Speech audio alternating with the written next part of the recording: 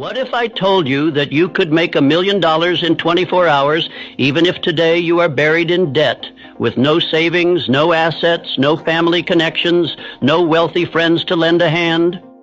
What if I told you that you could cross from poverty into prosperity faster than the clock strikes its next cycle, even if you have failed in business, wasted years drifting, and find yourself now with nothing to show but regret?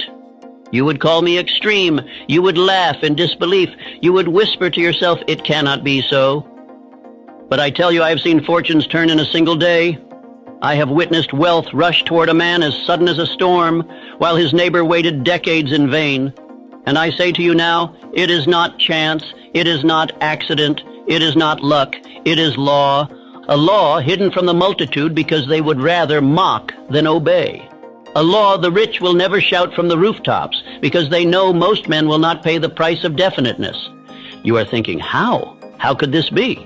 Do not rush. If I were to give you the answer in one word, you would dismiss it as too simple, too unbelievable. That is why I will not hand you the treasure in a sentence. I will walk you into it law by law until your own mind cannot escape the conclusion. By the end of this speech, you will not only believe that great wealth can arrive in 24 hours, you will know why and how.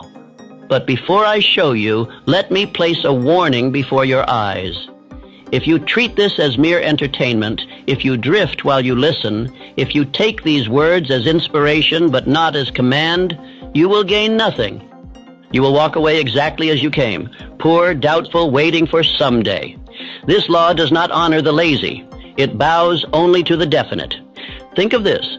Why does one man remain stuck for 30 years in the same misery, while another secures his fortune in a single day? Why does one man accumulate nothing but bills and disappointment, while another walks into opportunity as though it were prepared for him alone? The difference is not education, not inheritance, not connections. It is something far greater, far more mysterious, and far more available to you than to the men who pretend to be your betters.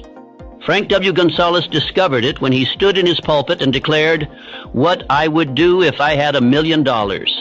He had no million, no wealthy allies, no earthly reason to expect that his words would be answered. Yet within 24 hours the fortune was his.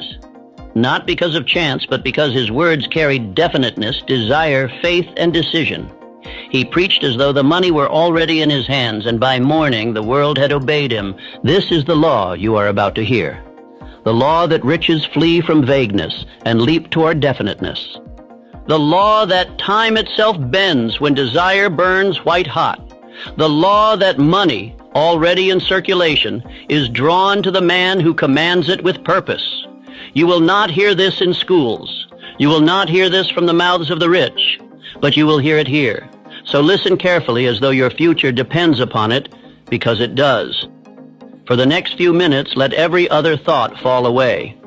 Hold nothing but this question in your mind. What if I too could awaken tomorrow on the road to fortune? By the end of this speech, that question will no longer be fantasy. It will be a command you can issue, if you will. Introduction. The hour hand of riches obeys fire. You ask me how soon riches will answer your call.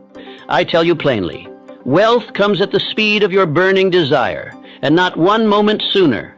Men wait on years, on seasons, on fortune, while the law of riches waits on them.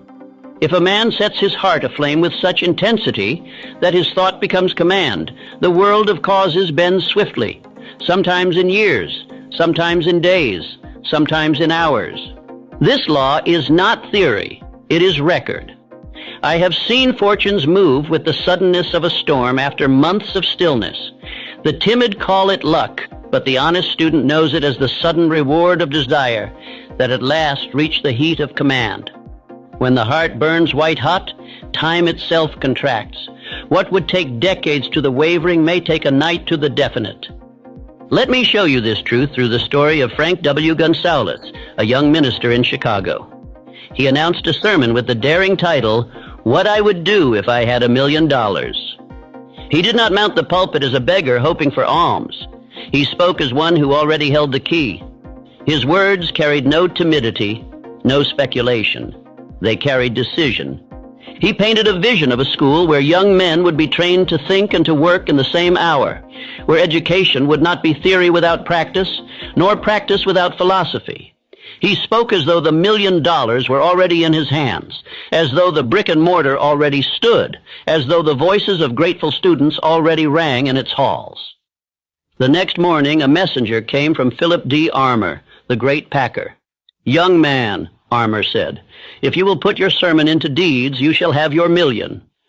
And from that decision was born the Armour Institute of Technology. Do not miss the lesson. One definite desire declared with fire drew $1 million overnight.